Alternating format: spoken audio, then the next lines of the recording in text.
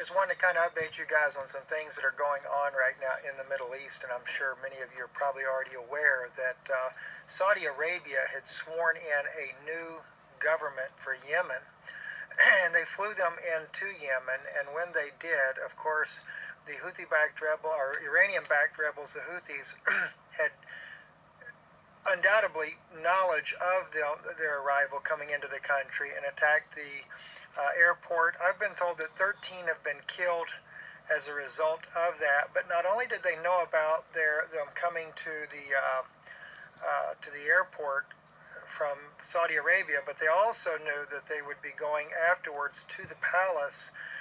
This was the place they were going to take them to. So those that survived the attack were then taken immediately to the palace, where again more explosions went off. They were prepared as well for what was going to go on there.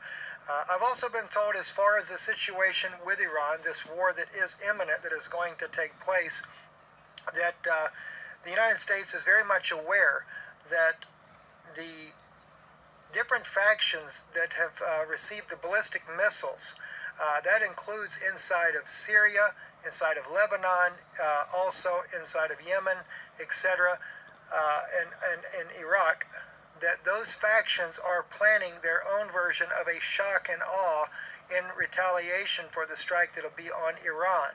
So there's going to be a lot of fireworks, and I've also been told that both North Korea and China are monitoring the situation very closely, and I think this is why we're going to see, in a very short period of time, these things are going to spiral out of control into a global conflict.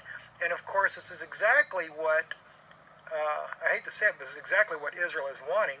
The elite, not the people of Israel, but the elite of Israel are wanting, in order to be able to usher in their new Messiah, who is allegedly going to bring peace. They will probably announce a Messiah figure as a warrior of the Mashiach ben Yosef, but the Mashiach ben David, I believe, is going to be an extraterrestrial entity that they're going to use, a fallen angel that they will claim as the Messiah that will bring peace after about a years-long battle that we're going to see that's going to unfold, that will come out. Now, from what I've been told, around 2025-ish is when that would take place, but keeping in mind, things could be escalating very, very rapidly. So at any rate there, pray for the Christians in Iran especially. They're really going to bear the brunt of this war. Even the Israeli people that are not for all this warring that is going on, that Satan is doing through these different governments that are willing to carry out their bidding, there's going to be a lot of Israelis that are going to be sacrificed on this altar of a lie that we have to have 6 million more Jews that are going to have to die. And unfortunately, that's exactly what will happen. Don't forget, the general that I brought out the other day, the spokesman for the IDF, in that article in the Jerusalem Post, they admitted what we shared with you about a year ago, that Iran has the capability of their ballistic missiles not being detected by anything that we have or Israel has. The David Sling nor the Iron Dome can detect them. So they know that there's going to be a massive amount of casualties, and both on American and Israeli sides as well, and anybody else that's involved in this war here. It's sickening. Satan is definitely loose, and unfortunately, it is because the evangelical community has given power over to that beast. Now, I know people don't like me saying that, but it's true. When you look at the beast system, the beast kingdom, and you know who that beast kingdom is, that little country south of Lebanon over there in the Middle East, and you know that this is who was ruling and reigning. Satan was ruling and reigning back during the time when Jesus came on the scene in Israel. Jesus tells you who they were.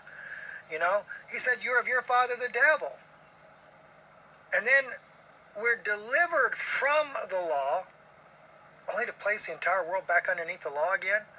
And this is what everybody is propping up, Israel and the Middle East, they're propping them up, making it like it's some great thing to go back up underneath the tyranny that Jesus came and released you from, freed you from. That's why Satan was bound.